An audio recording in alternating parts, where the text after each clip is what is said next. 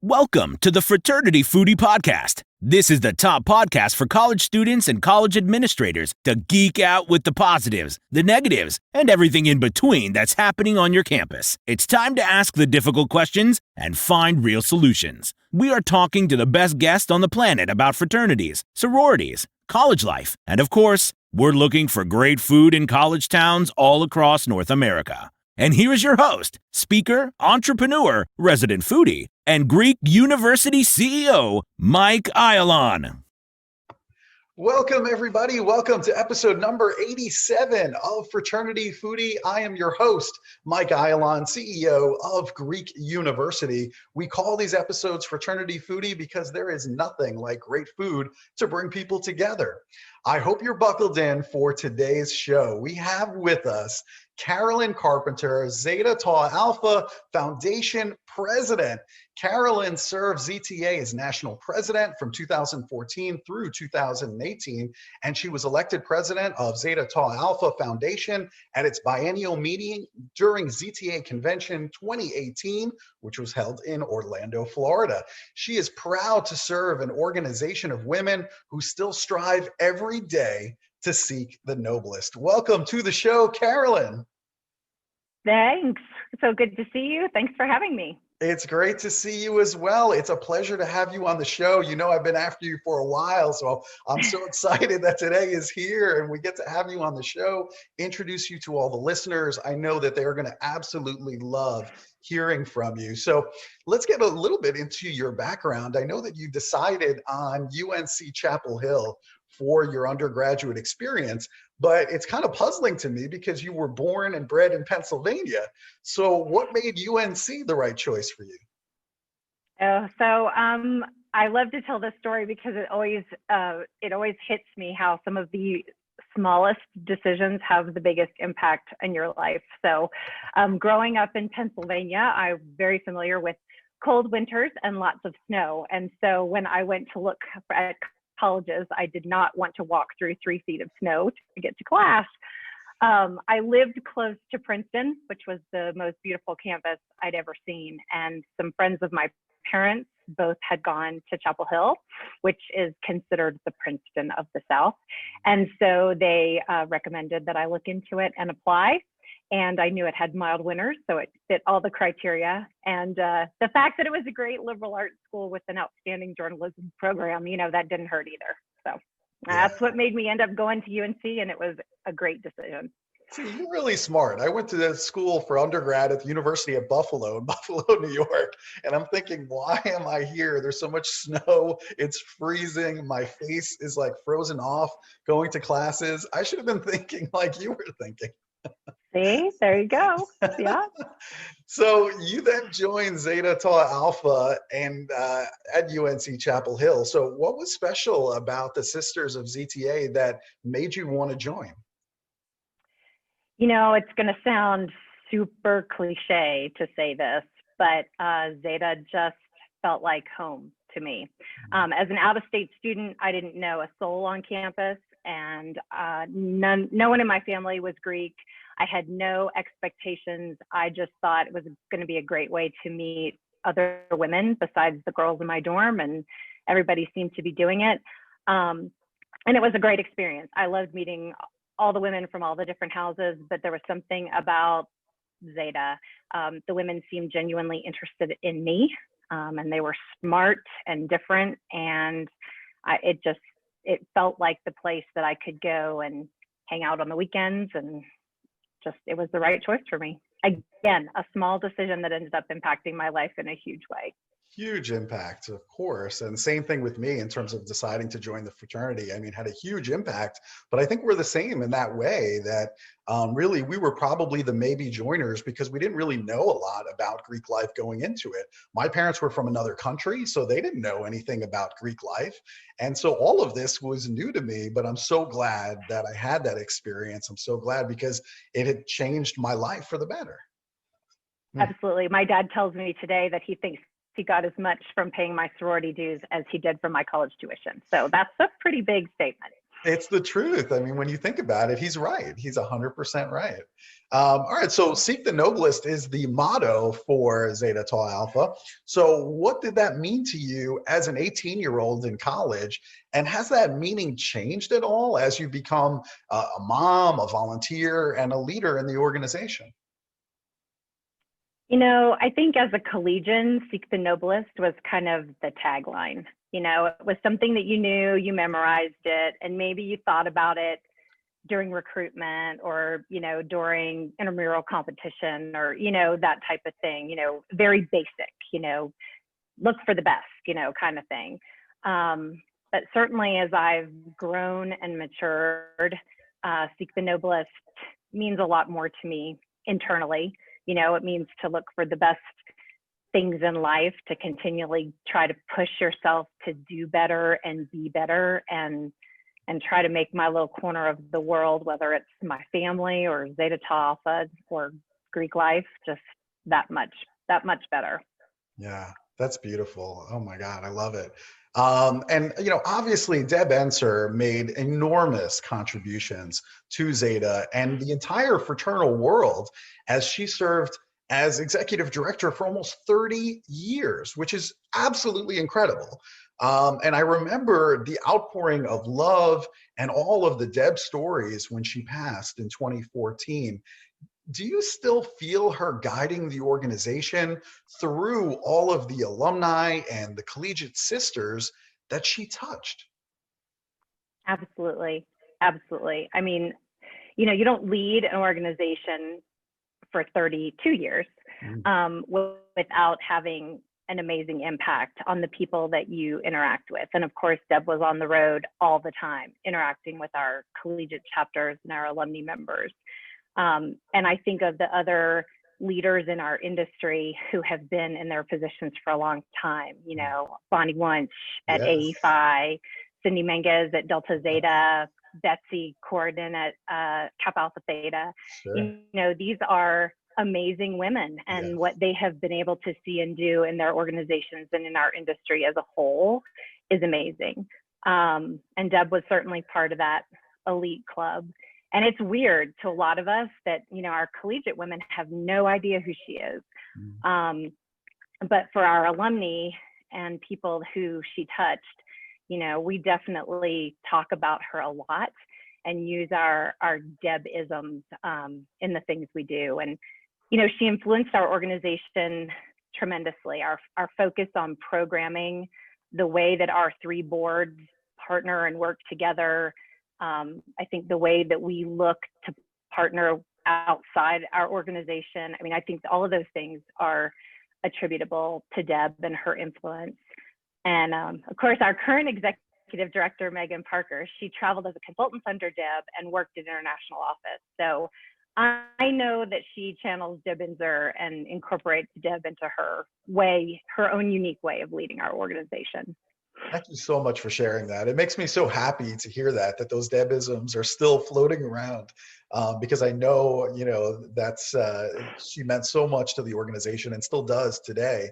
And I think about all of those women leaders that you mentioned, all, you know, friends of mine that are doing incredible things for their organizations. And I'm just so grateful, I guess. You know, I feel like we're living at a time where there are some real giants that are in and around fraternity and sorority life, helping to guide us. And I just feel grateful for all of their work, including Deb. I think about that all the time. So you served as national president at Zeta Tau Alpha from 2014 to 2018. I was wondering, what are you most proud of during that term? Well, okay, so technically it was 2 terms, so I'm going to give you 2 things I'm most proud of. Sure.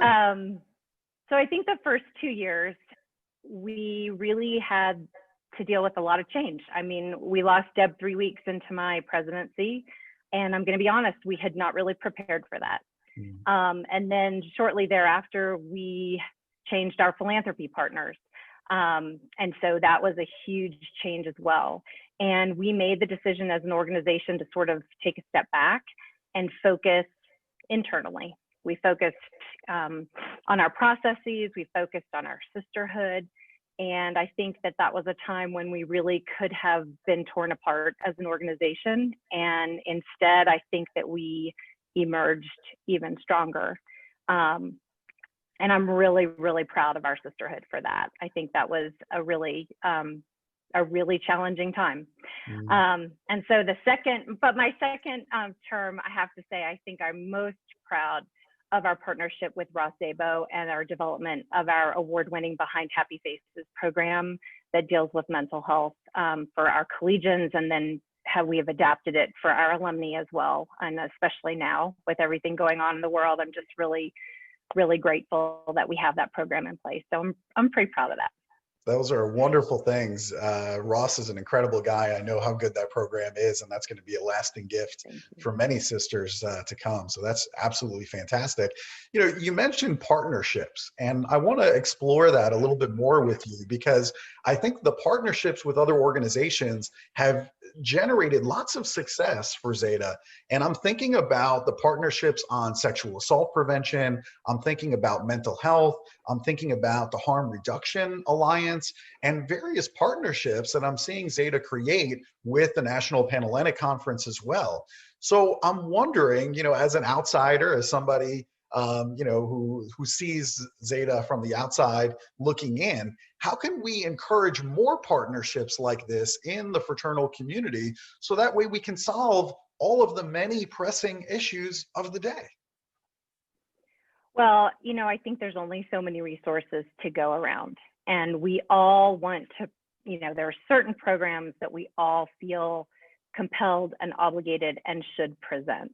And so I think that partnering allows us to put our best foot forward, not just as individual organizations, but again, as an industry. And so I just think that's now even more than ever, when we're looking at potential declines in membership and perhaps the shrinking of our industry, we need to work together.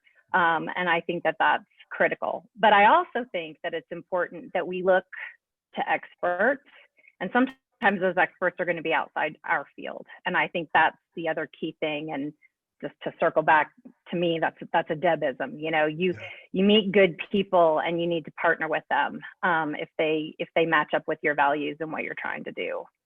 I think that's what makes Zeta successful, is that you're open to having those conversations. You're open to having outside people coming in and sharing their expertise with you and then acting on it accordingly. So I think that's absolutely wonderful. And I think that's also something that the undergraduates who are listening, because we have a really big undergraduate, you know, listening field. And I think the undergraduates who are listening, they can take something from that too, because I think so many times when I'm working on a college campus, I see these silos that are being developed. It could be between councils, or it could even be between chapters in the same council. And there's this like competitive nature that I see build up. And I look at that and it's so foreign to me, because I know of all the interfraternalism that happens on a national or an international level between organizations. And then when I see organizations on a local campus fighting or competing, you know, but I like really big competition, I'm like, why? Just work together, right? Right, exactly. We're all trying to do good in the world. And I think we need to look at Greek life a little bit like athletics. You know, we meet up on the during recruitment or whatever, and then you leave it on the field. You got to walk away, and those people are still your friends, and they're still your partners. And there's room for all of us, and we need to work together. And I think we need to continue to work better together. I agree. And we need to leverage all the different talents that all these different chapters or organizations have, because there are certain things that we need in another chapter that maybe we don't have in-house, but we can borrow some of that. And then we do certain things really well that they can borrow. So I think that is something that we really need to work on, as I see it, on various campuses around the country. Let's talk a little bit about some of the things that are going on right now at the foundation. You just kicked off Breast Cancer Awareness Month on October 1st, and you introduced Zeta's inaugural Day of Giving for the founders, for each other, for the future. And I even saw the pink patrol car on social media, which I thought was really cool. I mean, I absolutely love seeing that. That was awesome. So I guess my question for you is, why now? Why are we starting this inaugural day of giving? Why is now the right time? Well, I think that's a great question. Why not? I think was our philosophy. This is an unprecedented time, and these are unprecedented challenges. Our collegians are just trying to do their best right now. They're all on campus or virtually or trying to figure it out. Our board talked and we thought this is really a time for our alumni. Our alumni have been reaching out to us and they've been asking, what can they do? How can they help? A day of giving seemed like the obvious next step. We haven't done that before. And we just thought, okay, let's tie it in to our founders and everything that they symbolized. They created something different, and this is certainly a different time. So we decided to go all in. And Breast Cancer Awareness Month, the month of October, our Founders Day, it all just seemed to tie together. And of course, then Mental Health Awareness Week, all of it just seemed to tie together. And we thought, okay, we're going to give it a whirl. Our goal is donor engagement. We're not setting a financial goal. It's not about the dollars, although dollars are required to do those programs that we talked about. But our goal is really donor engagement. Yeah, I absolutely love that. I know your founders are really proud of you and the rest of the board. I think that's a fantastic decision, and it looks beautiful. So I wish you all the success in the world with this first inaugural day of giving and the whole Breast Cancer Awareness Month here in October. So hopefully more members are going to be supporting that. I think that's absolutely fantastic.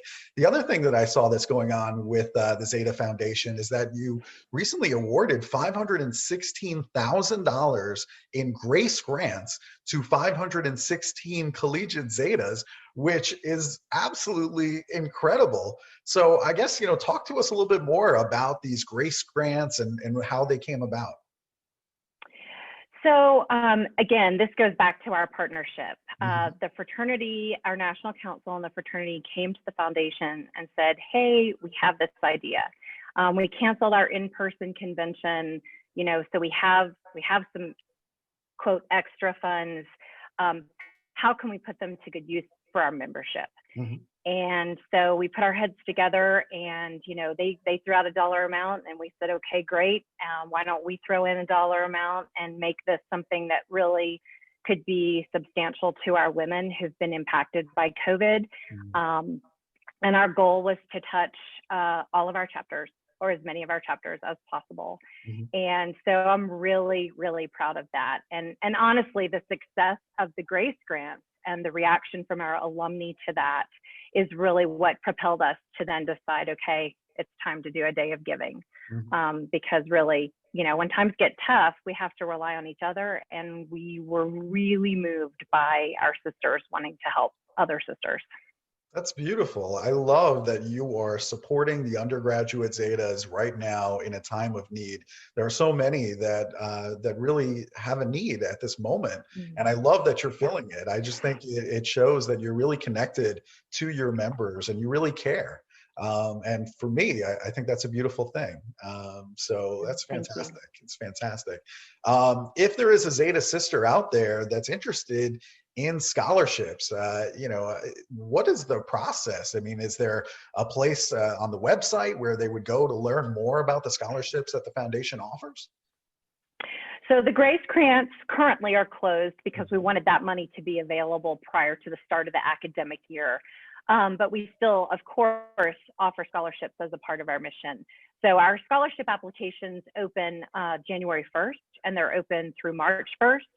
And then we award them in the summer, generally at our in-person events, should they happen. And if not, we notify them, obviously, by email and that type of thing, so that they have the funds available again for the following year. So pay attention. We do try to promote it as much as possible on social media. We push it out via email to all of our undergraduate members and absolutely encourage them to apply. a lot of our scholarships are have been set up previously. They're endowments, and so every year we have money left on the table because the requirements are strict depending on what chapter. So I always encourage our women to apply. I hate to leave money on the table. Hate it. Right. I agree completely. You're going to have a lot of applications on January 1. I'm just warning you, with all the listeners that we have, you're going to be flooded with applications. Come on, Zetas. That's fantastic. And let's say that I am an alumnus, or I just want to give to Zeta because I believe in your mission and what it is that you're doing. What are some ways that your alumni members, that they can fund scholarships? So scholarships, there's really two primary ways. We have the most common way is what we call our recognition scholarships. Those are generally one-time scholarships. A lot of our collegiate chapters, alumni chapters, and individuals will fund those. It's $1,800. The foundation matches $450. And again, then those are handed out in the summer. So that's kind of a one-time scholarship. And then we also have our endowed scholarships that I talked about. Those are $50,000 and have to be fully endowed over a 3-year period. And then those can be specified for specific chapters or specific majors or that type of thing. And we really work with the donors. Those tend to, again, be large chapters who want to do that, or individuals who are being, extremely, extremely generous. But I will also say, plug my day of giving, giving to the general fund and undesignated is a way that allows the foundation, and I think I speak for most foundations, not just ours, to remain nimble. We couldn't have done those grace grants if all of our donations are designated. And so I think that's, a nuance that's really important for donors to know. Undesignated funds allow us to be really nimble and to respond to the programming and needs of our membership that come up. That's a great example. I really like you making that distinction there for the members out there. I think that's really important. And I also love the creativity with the matching funds that you're doing from the foundation on some of those scholarships. I mean, that's a really creative way to get people to donate towards these scholarships, and I love it. And now it all makes sense to me. Now I'm like, well, of course they're successful because they have some really great programs. So I'm jealous. I think that's absolutely fantastic and good for you. That's really good. Now, that we love food here at Fraternity Foodie, and I know by following your posts on social media that you are also a big foodie. I know you love queso. I remember seeing some incredible deli food that you were getting in Columbus, Ohio on your Instagram account that I was very jealous about. I remember how hungry I was that day looking at that photo. So let's say that I'm speaking at UT Austin. I just happened to be talking to them yesterday. I really hope that it works out. So let's say I'm speaking at UT Austin. Where should I go for dinner in town? Okay, so if you're going to come to Austin, there's really two things that you have to have. So I'm hoping that your flight gets in early enough that you can have lunch and dinner. Okay. Because I think you come to Austin, and I mean, Austin is a foodie town. There's a lot of great places there, but you have to have barbecue and you have to have Tex-Mex. So hopefully your flight gets in early enough that you can go to Franklin's Barbecue and have the ribs, because they are to die for. Melt in your mouth, fabulous. It's where President Obama ate when he came to Austin. And then for dinner, you need to go to a classic Tex-Mex place. You need to go to Guero's on South Congress or Matt's El Rancho on South Lamar. And I can vouch for the queso in both places. Pretty good. Yeah. I love it. I would fit in perfectly in Austin. I mean, as somebody who lives in Nashville, I mean, I would have no problem fitting in. The barbecue, the Tex-Mex, some live music, we're good to go. I mean, done. Exactly. Well, when you come, we'll mask up and go eat someplace. So. I love it. I love it. I will absolutely take you up on it. I think that's absolutely fantastic. Thank you so much. I mean, this has been absolutely amazing. I love catching up with you, and I think our listeners are going to get a lot of great information from this discussion. So thank you so much for participating, and thank you so much to our listeners. If you enjoyed this conversation, please, please, please like it and share it with others. I'm sure sure the Zeta members are going to be sharing this all over the place. So thank you so much, Carolyn. This has been amazing. You are a wonderful friend to Greek University, and I so appreciate your time. Thank you so much for being here. Thanks for having me. Have a great day. Hope to see you in Austin soon. I will definitely take you up on it. I appreciate it. Thank you so much to our listeners. We'll see you on another episode of Fraternity Foodie. Bye for now.